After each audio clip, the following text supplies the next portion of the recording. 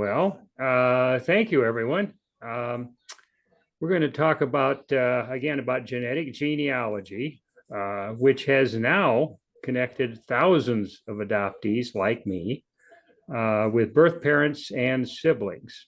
And every day, it is uncovering a lot of other secrets that would otherwise never have been known. Well, as you know, everyone has a biological family tree.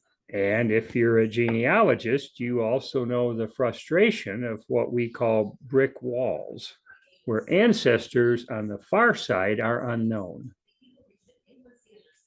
Well, for adoptees, the brick wall is between us and our parents.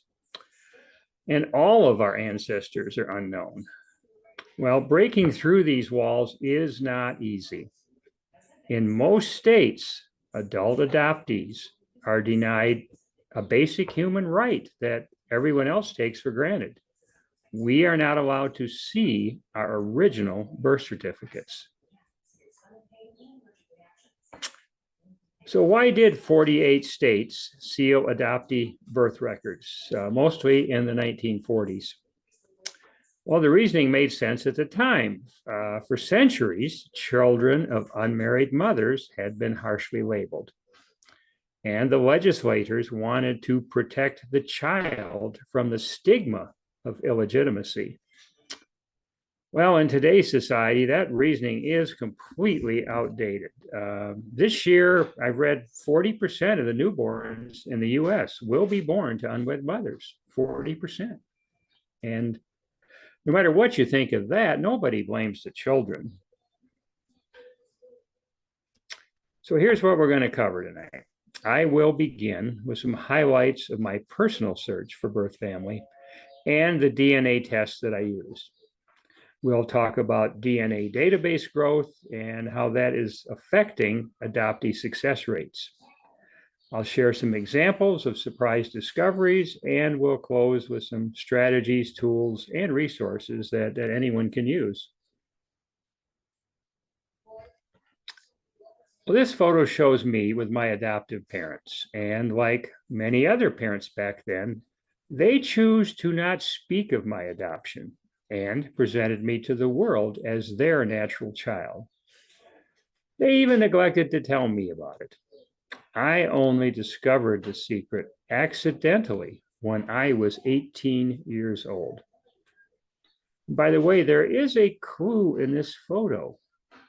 With what is known about genetics today, it is highly unlikely for two blue-eyed parents to produce a brown-eyed child.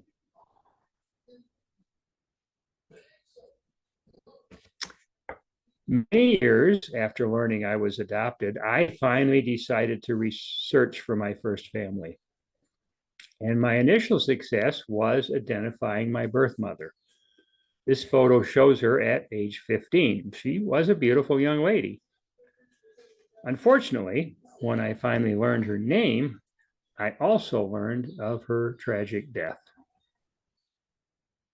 She and a sister were killed just 13 months after my birth. My mother was only 21 years old.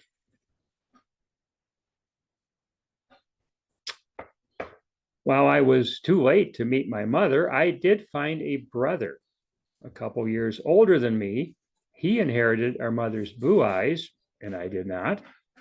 But otherwise, I do see a resemblance in our childhood photos. Well, having identified my mother and found my brother, I could have stopped my search. But I also wanted to know the identity of my birth father. Well, for many years, I crisscrossed the state of Michigan on a genealogical mystery tour, visiting libraries and historical museums to trace my birth mother's life. I found many people who remembered my birth mother, and I even tracked down some of the men she had dated. But every lead on a possible birth father turned out to be a dead end. When the probate court in the county of my birth introduced a confidential intermediary program. I finally learned who my birth mother had named as my father. This photo shows our first meeting, and you may notice an obvious difference in height. I was 6'4", and my supposed father was 5'7". Well, birth mothers are sometimes mistaken about the father of their child, or they may deliberately lie for various reasons. Well, in my case, a DNA paternity test confirmed that this man was not my father. I resumed my search, but I still could not identify the man who fathered me.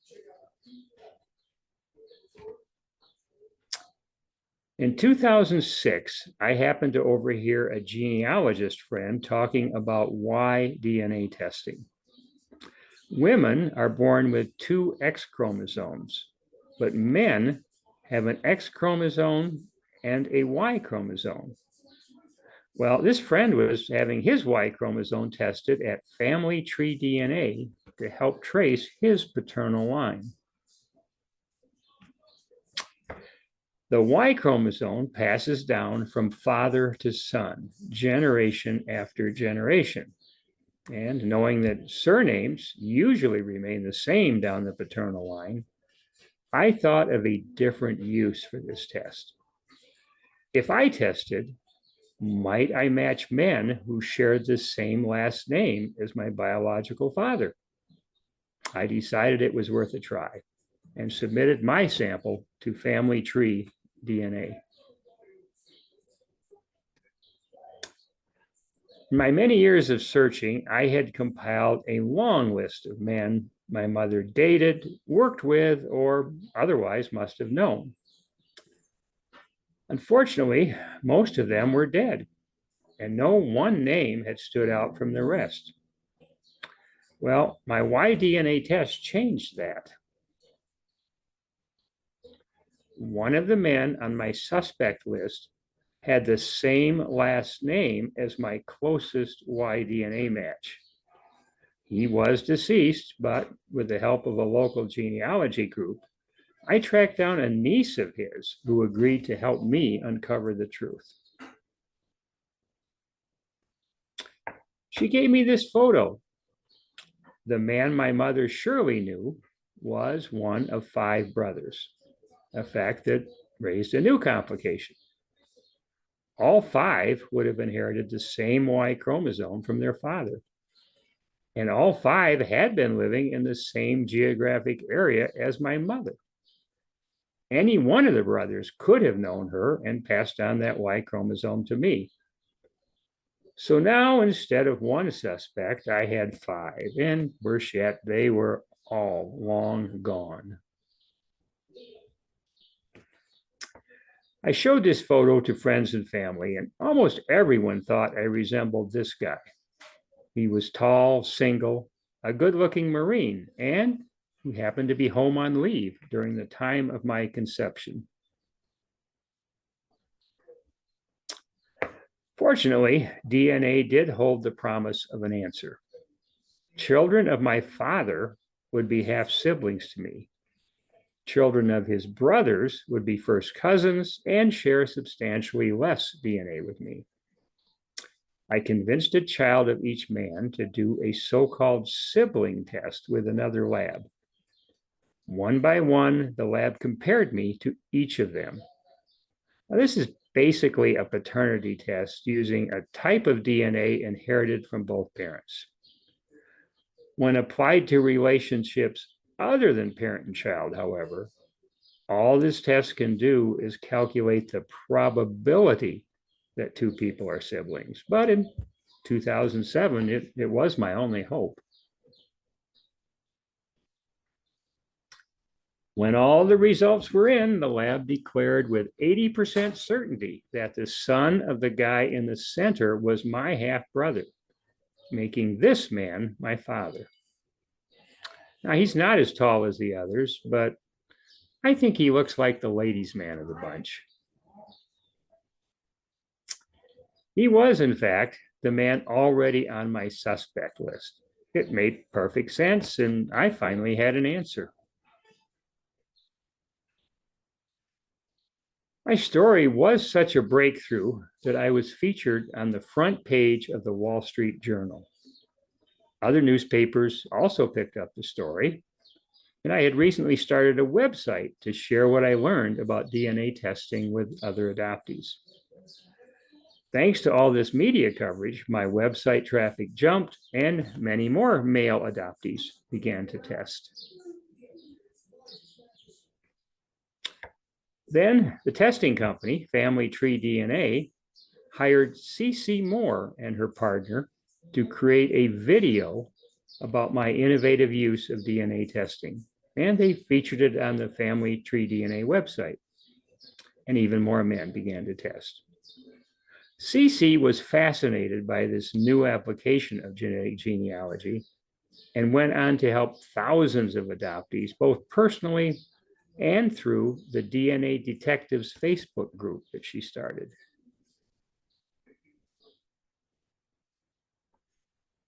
The other genetic genealogy test that was already available back then looks at mitochondrial DNA.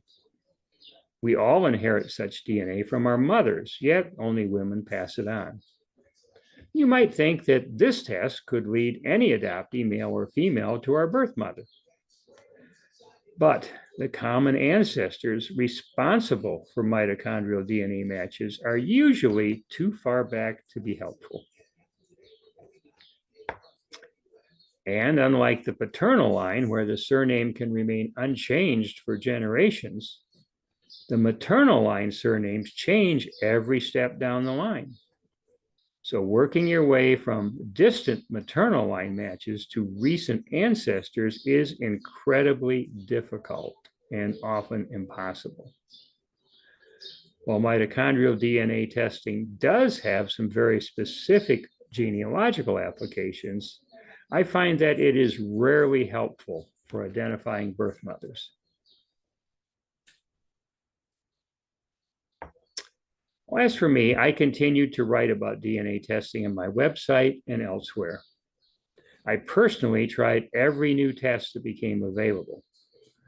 The autosomal DNA test was introduced by 23andMe in 2009. And over the next few years, several other companies began to offer it as well. Autosomal DNA testing checks a large amount of DNA that you inherit from both parents, and both men and women can test.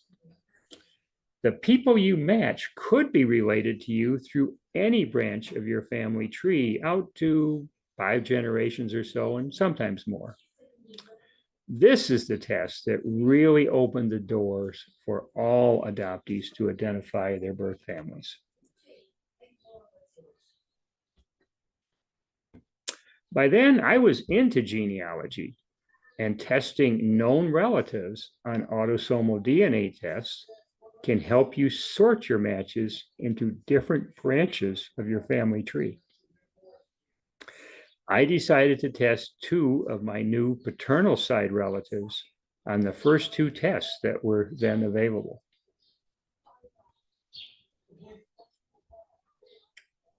These new autosomal DNA tests are also great for relationship testing. Unlike the old technology sibling tests that only check 16 markers, these tests check more than 500,000 DNA locations and measure how much DNA 2 people have in common. When I was trying to identify my father, I was trying to distinguish a half-sibling from first cousins. On these new tests, the difference is pretty obvious, with half-siblings sharing around 25% and first cousin sharing only half as much, around 12.5%.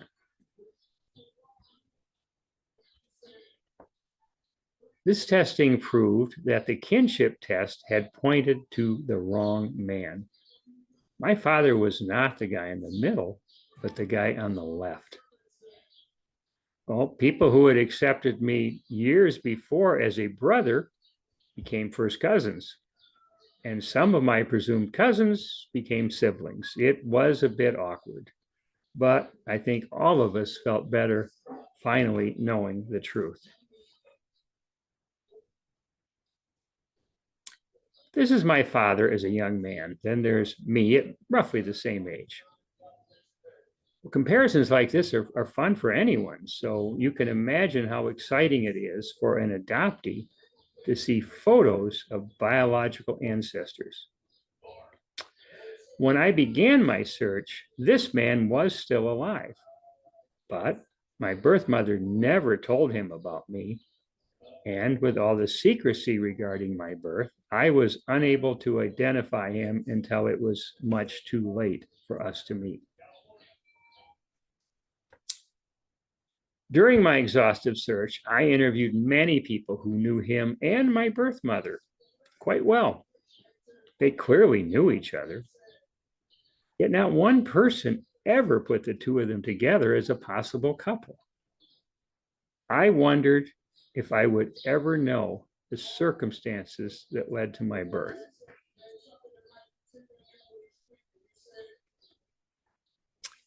On August 14th, 1945, the Japanese surrendered to end World War II. It was known as VJ Day for Victory over Japan. This famous photo captured the spirit of the celebration that followed. During my search, I spoke with several people who were old enough to remember this important time in American history. And they all told me the same thing. Everyone partied for days and consumed prodigious quantities of alcohol.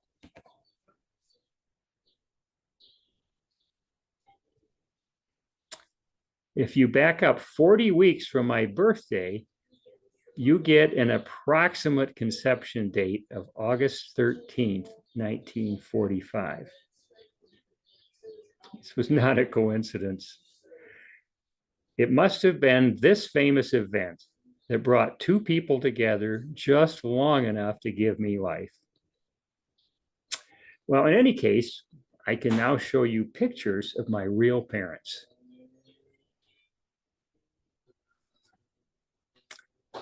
I'm not trying to confuse you, but I do want to make a point. To me, Harold and Thelma Hill will always be my real parents.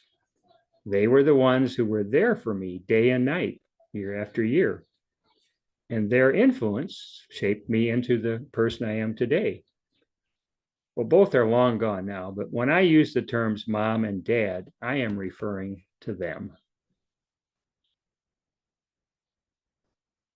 On the other hand, my first parents did pass on the DNA of my ancestors, which predetermined various things about me.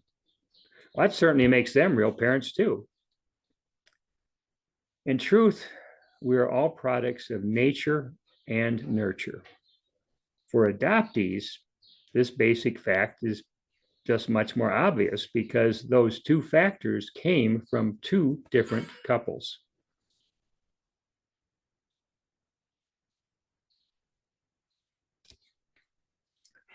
When I did my Y-DNA test in 2006, today's autosomal DNA tests did not exist.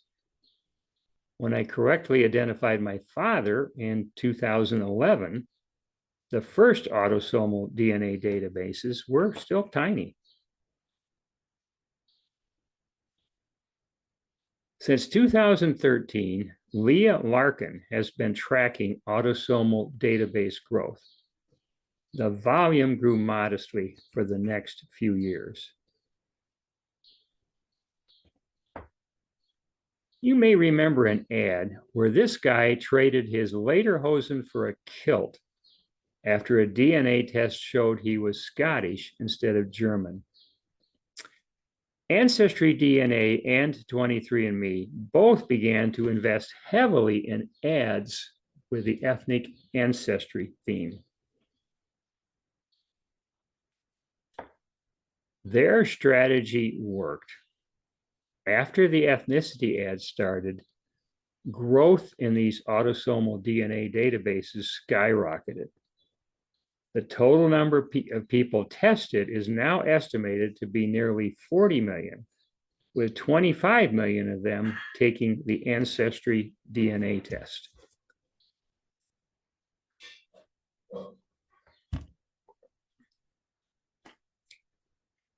As a result of this massive growth, all of us are now getting more and generally closer matches. A few years ago, Blaine Bettinger did a survey of adoptee success, and here's what he found. When adoptees logged into their DNA accounts, 71 of them saw a half first cousin or closer. 92% saw a half second cousin or closer. And as a result of DNA testing, 64% identified a parent and 31% found a sibling.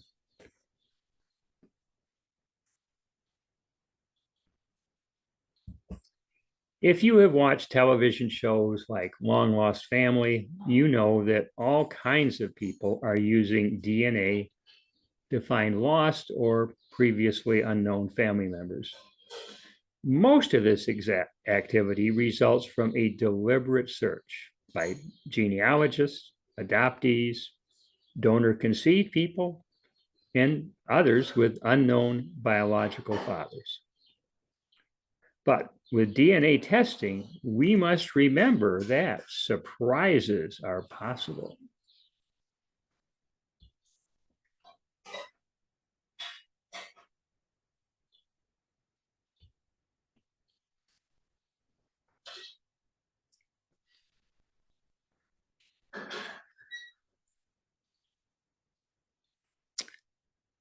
Many unexpected matches are showing up, and most result from what we call an NPE. Originally, that stood for non-paternal event, but people understand it more quickly when we say not the parent expected. And you can see some common surprises here.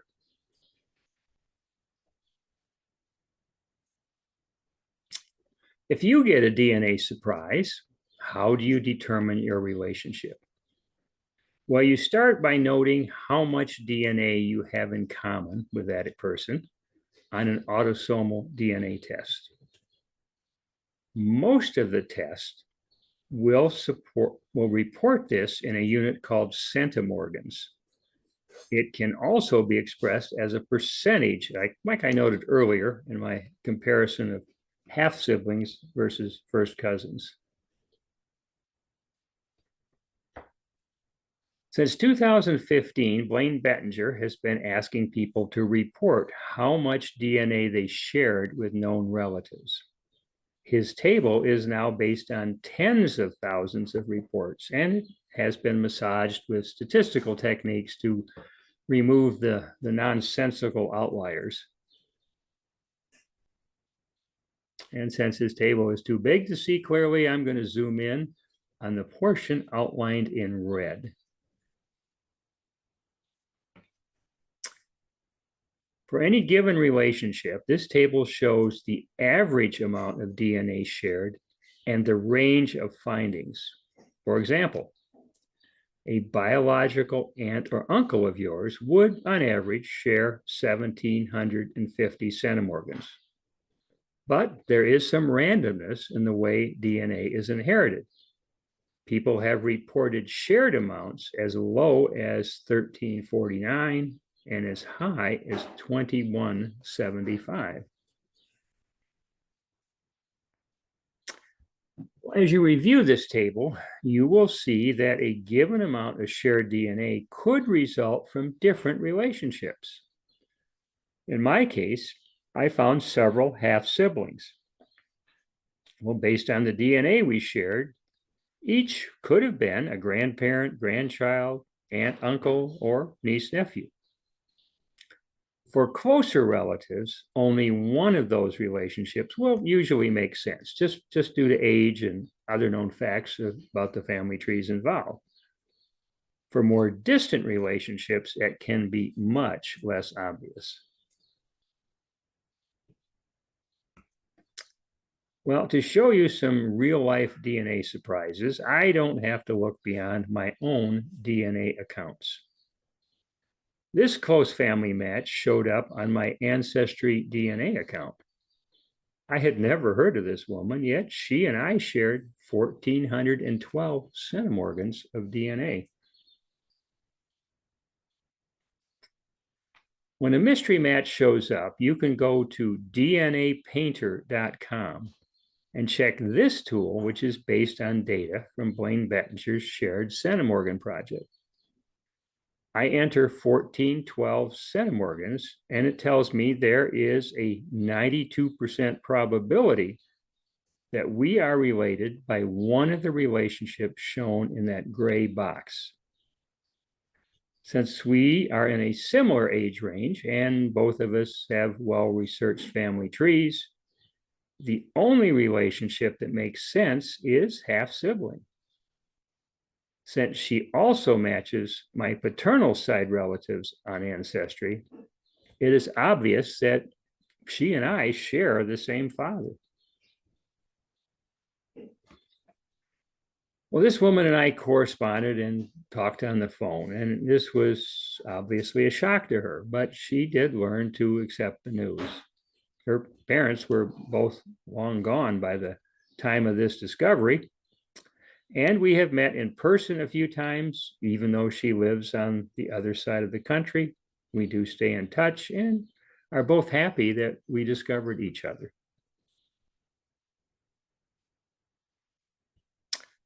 I also got a surprisingly close match to a woman on Family Finder, which is the autosomal DNA test by Family Tree DNA. In this case, she and I share 919 centimorgans. Well, back to the Shared Centimorgan Project, and I enter 919. Well, she sure looks like a first cousin. And the relatives we have in common, again, are on my paternal side. Well, thanks to some known facts surrounding her birth, we knew right away which one of my father's brothers had been her father. It was that tall Marine who fathered her after the war had ended. Well, not to be outdone, 23andMe provided me with yet another surprise match. They report the amount of shared DNA as a percentage, in this case, 14%. Well, fortunately, this shared centimorgan tool lets you enter percentages. It will then calculate the number of centimorgans and show the relationship probabilities. This woman is another first cousin, also on my father's side. In this case, there was no other information. And with all 5 men being deceased, I could not ask them. Well, I figured out where this cousin fit by using another DNA painter tool called What Are the Odds, or WATO. WATO is designed to help you figure out where someone called the target might fit into a known family tree by using the amount of DNA they share with people in that tree. Well, here's what I did. I built a simple tree on the DNA Painter site, starting with the 5 brothers from the photo you saw earlier. One of them was my father, and the other 4 were uncles. I plugged this woman in hypothetically as a child of each brother. I even added a 6th possibility that she was a child of my grandfather. Well, each hypothesis is numbered and marked in blue. Then I added other family members to the tree who had done the same test and recorded how much DNA each person shared with her. For example, a grandchild of Uncle D has tested and shares 955 centimorgan with the target. My son shares 433 with her, and so on. The tool calculates a probability score for each hypothesis. The red score equals 0 indicates an impossible placement given the known amounts of shared DNA. She can't be another half sibling to me, and she can't be a child of my Uncle Jay. The green scores indicate family tree positions that are possible, and each one has a probability score. Well, one relationship stands out as the most likely by far. Hypothesis 1 has a score of 7,644, which is actually 546 times more likely than the next best score of only 14. Well, this mysterious match is clearly a child of my Uncle D. You should note that this tool has been recently updated and it's now called Watto Plus, and it does work a little differently now.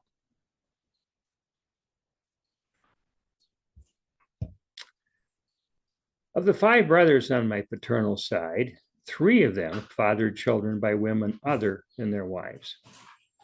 The man on the left fathered me, my new Ancestry DNA half-sibling, and another man who was already known to be a son. The guy in the middle fathered my new 23andMe cousin, and the guy next to him fathered my new Family Finder cousin. So were all the secret children on my paternal side? No, not quite. I also had a surprise match on my maternal side. I had a long relationship with my birth mother's older sister. She had 2 daughters from her first husband and 4 more daughters from her second husband. Well, this first cousin match revealed a secret that my aunt had taken to her grave. In between her 2 marriages, she got pregnant by a 3rd man and gave up a son for adoption. Well, all the surviving daughters were shocked, but thrilled when they got to meet their new brother.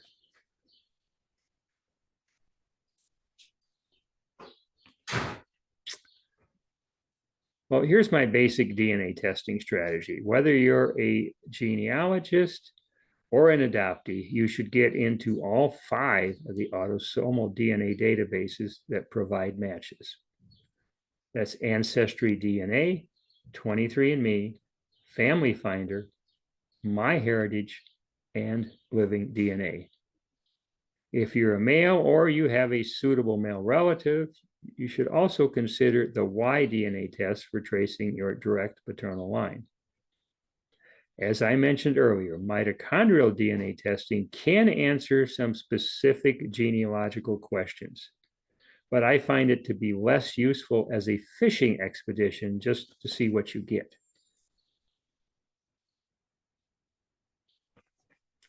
Well, some things that you should not do.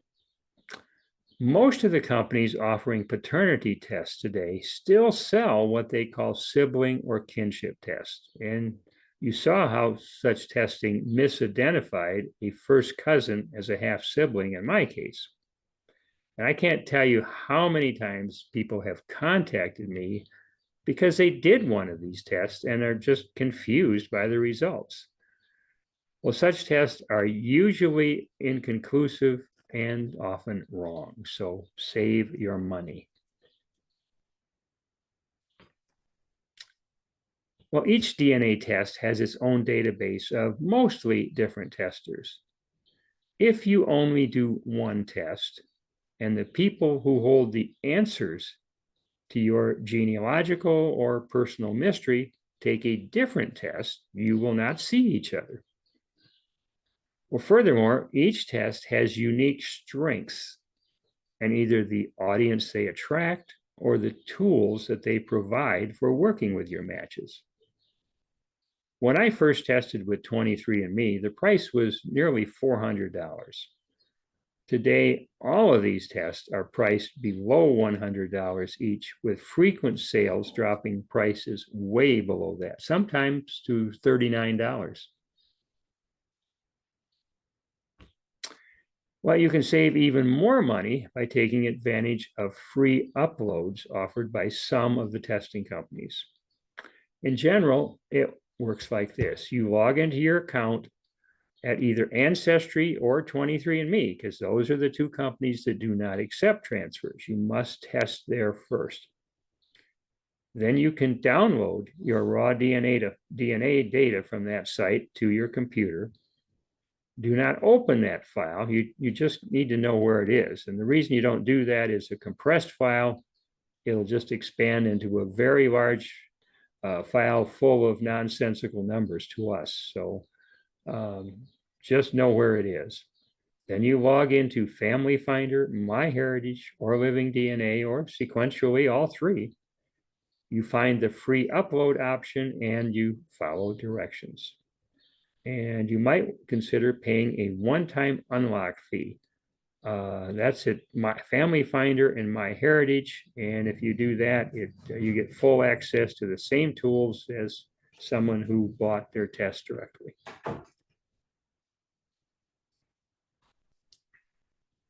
Well, once you get your results, you need to know what to do with them. And here are some great resources for learning genealogy and genetic genealogy. Legacy Family Tree Webinars has over 2,000 webinars on genealogy topics, and more than 200 of them are on DNA testing now. Blaine Bettinger's book, The Family Tree DNA Guide to DNA Testing and Genetic Genealogy, is a great DNA user's manual for everyone. And now there are books written specifically for adoptees.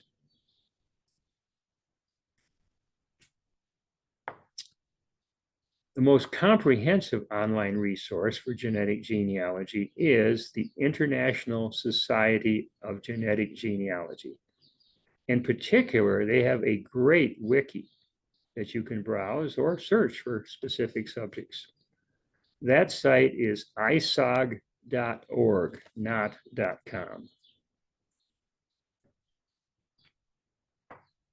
You may be familiar with the huge Family Search wiki. Well, that includes a lot of content on DNA testing as well, including this table on autosomal DNA testing companies and comparing their tests, and it's only part of that table is shown here. The latest resource is the new MyHeritage Wiki. This is a community-led online encyclopedia for genealogy and DNA. I have authored 4 of the topics in the DNA section.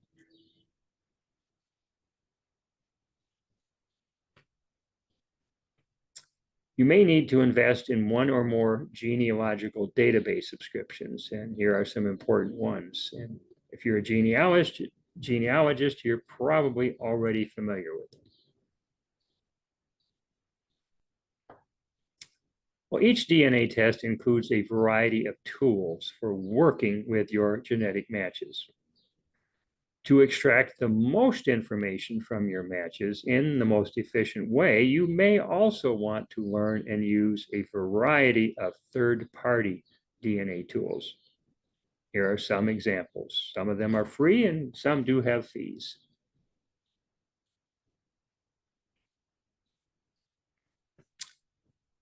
Facebook is the epicenter for ongoing news and discussions about DNA testing. Well, here is a small sample of some top genetic genealogy resources on Facebook.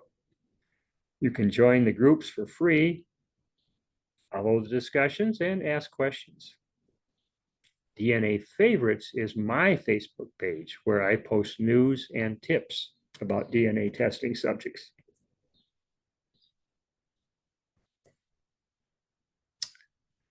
In most cases, adoptees are not going to get an immediate match to a birth parent or a sibling. Your closest matches may only be distant cousins. Well, getting from there to close family can be a lot of work, especially if you don't know what you're doing. Well, fortunately, there are people willing to help you for free, and we call them search angels, and they are indeed a blessing. A search angel played a critical role in the early years of my search. And today, many of them have a lot of experience with genetic genealogy. Well, a great way to find a search angel is through one of the Facebook groups focusing on adoptees and others searching for family. Here are just a few of them. DNA Detectives is CC Moore's original group that I mentioned earlier. This one now has over 200,000 members. And the next three are specialized spin-offs from that one. And there are many, many more not shown here.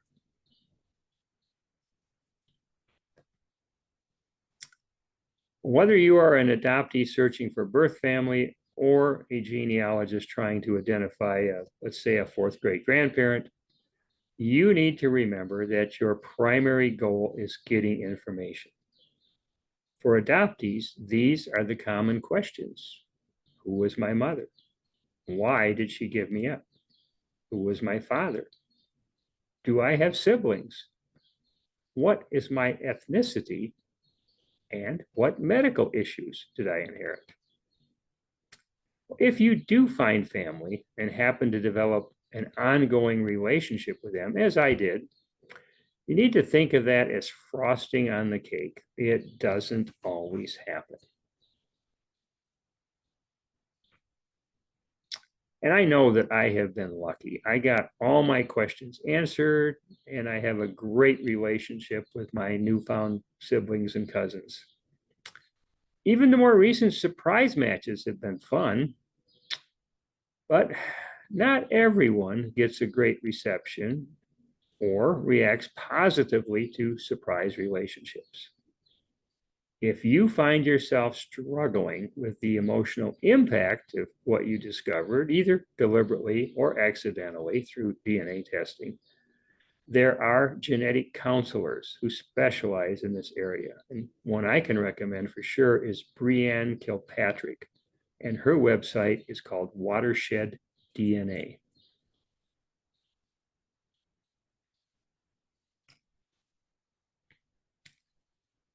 Well, now that DNA testing has provided such a powerful way to get around sealed adoptee records, some states have changed their laws. As of now, the states in green provide adult adoptees with unrestricted access to their original birth certificates.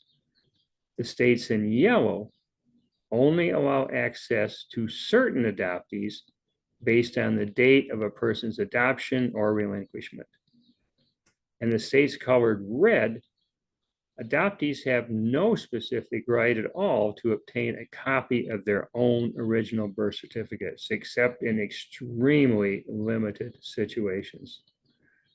For detailed information on any state, you can see adopteerightslaw.com.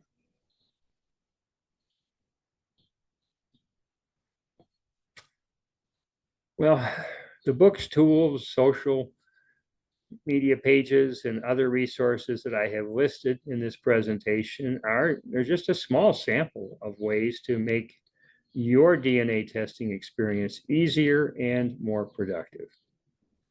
My website, dnafavorites.com, includes all of the ones that I included today and many, many more of the best DNA testing resources. And each one includes a hyperlink. So you see something interesting, you just click and you're there. The content is organized in the categories you see here, and reading through these sections from top to bottom also provides kind of an easy to understand overview of genetic genealogy. GNA Presentations describes all of my current talks on DNA testing topics. And the last two sections are specifically for adoptees and others searching for a lost family. What I shared here about my personal journey is just a tiny part of my decades-long search for roots. The full story is in my award-winning book, Finding Family: My Search for Roots and the Secrets in My DNA. The book includes a beginner's guide to DNA testing as an appendix, and it is available in print, ebook, and audiobook formats at Amazon and Audible.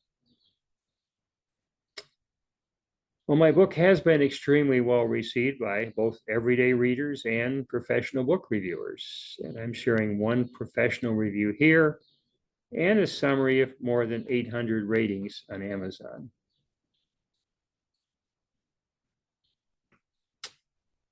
Well, many people appreciate a book signed by the author, either to keep or to give to someone as a special gift, and I'm happy to sign and send you a copy. Just remember the web address, findingfamilybook.com.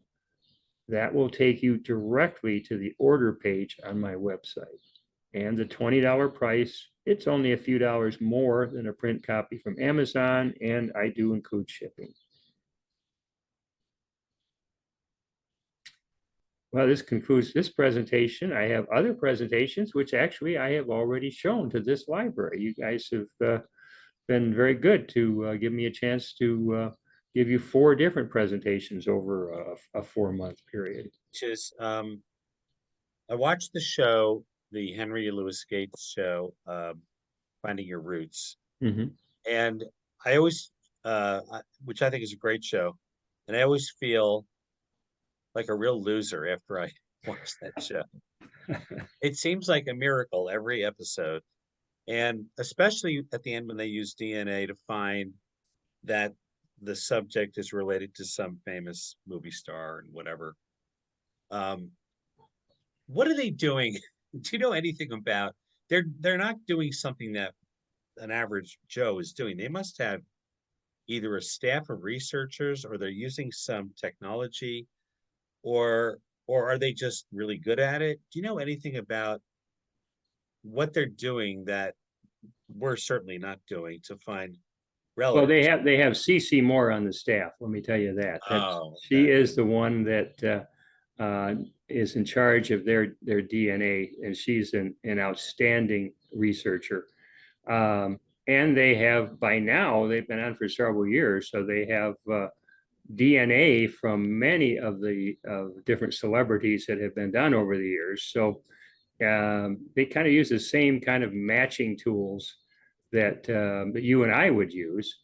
And they don't always come up with matches, but occasionally they will find that 2 of the people on the show do have a distant connection. Often those are 3rd, 4th, 5th cousin type relationships. They're usually not close. Yeah.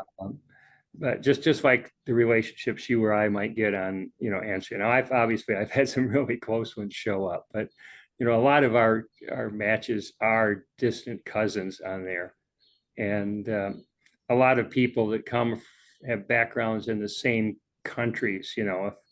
For example, I know they've had some people on there who are Ashkenazi Jews, and that's a relatively small endogamous community where people tend to marry within each other's families. So you'll find a lot of matches in that grouping, because there is so much shared DNA in the whole community. Well, as a Ashkenazi Jew, how come when I did Ancestry DNA, I mean, Mhm. I saw a few people that I kind of already knew who they were, and maybe 2 or 3 others that are kind of distant cousins. But for the most part, I've been pretty disappointed. I mean, maybe I should do more of the companies, like you're saying. But I see some guy who's people. Some of these people have a lot of shared, strong matches, and I don't. They sometimes they usually don't have a family tree published. So now you have to contact them. So I don't really understand that thinking. But I contact them and say, hey, buddy, we're related somehow. Anybody on my family tree look familiar? And he goes, no. And then I look at his family tree on ancestry.com and I say, no. Nice meeting you. I mean, I'm thinking there must be some other, uh, like I heard once on that show, they said they check all the surnames. Well, they somehow get a hold of all the surnames and they start to see a pattern, and that helps them. But we can't really do that.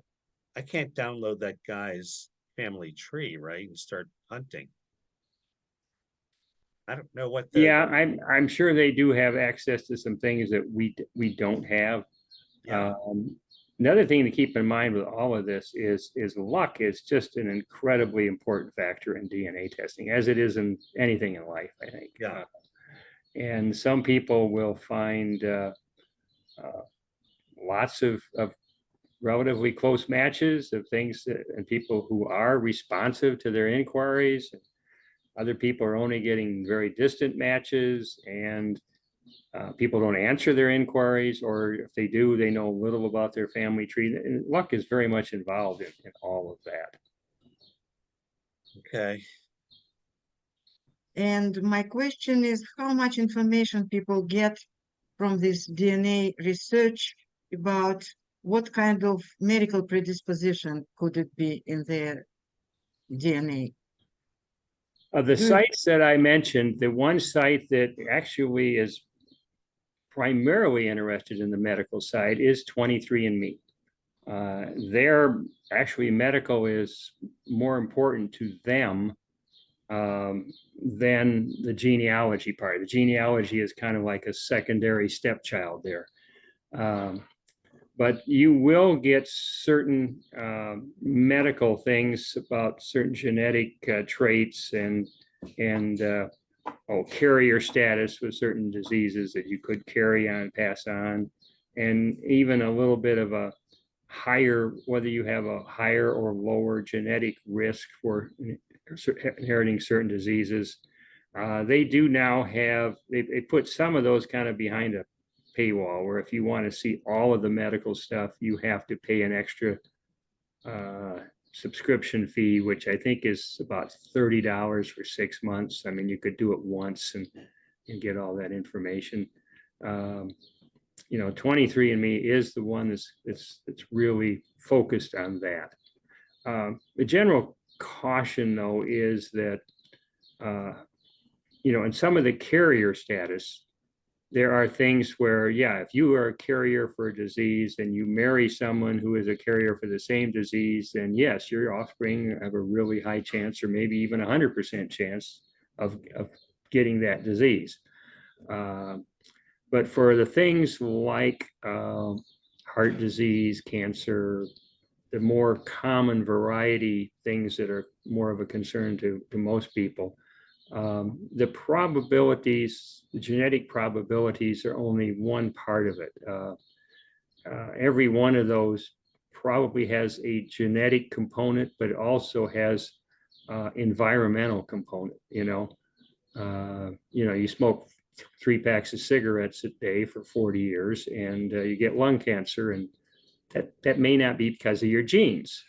There's other things going on. So I wouldn't be, a higher risk of a certain condition certainly doesn't mean you're going to get it, and a low risk doesn't mean you'll never get it. So it's all stuff it's interesting, but you kind of got to take it with a grain of salt. The science isn't that good because of environmental factors and just other unknown factors that influence whether you're going to come down with a particular health problem or not. But now it's becoming more kind of prevalent that kids are born from donors. What do you think about it? Is it messing up the DNA testing when one guy is a donor to quite a lot of kids, and he's not a father, but he's not a father? What do you think about this donor stuff? Well, in the case of the donor, that you do inherit your DNA from the donor, and there have been many cases of people who know their donor conceived, who have tested and have sometimes been able to identify the donor, the man that provided them with their paternal side DNA, and sometimes uncovering half siblings. And there's been some wild cases where some donors were overused, let's say, and people will find they've got 30, 40 half siblings they've uncovered. And then there's been some cases where some fertility doctors have basically defrauded their customers and have said, well, let's see, here's a catalog. Let's see, you want this donor number 17 is a PhD in chemistry and, and is Irish and stuff like this.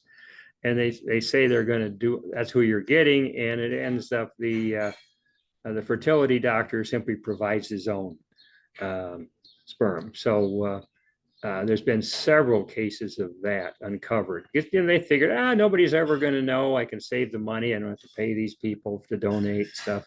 So there's been several really nasty cases of fraud like that. And in those cases, people, when they stumble into something like that, they're getting maybe 100 half siblings are showing up because some guy may have done this for years and years. So it is kind of a mess. What it does mean is that being a sperm donor is no longer anonymous. I mean, they may say it's anonymous, but some of the labs, I think, have come around to actually telling donors that we cannot guarantee that this is anonymous. You will probably, there's a good chance you will someday be contacted by some of the children that you helped father. Because it just can't be anonymous anymore.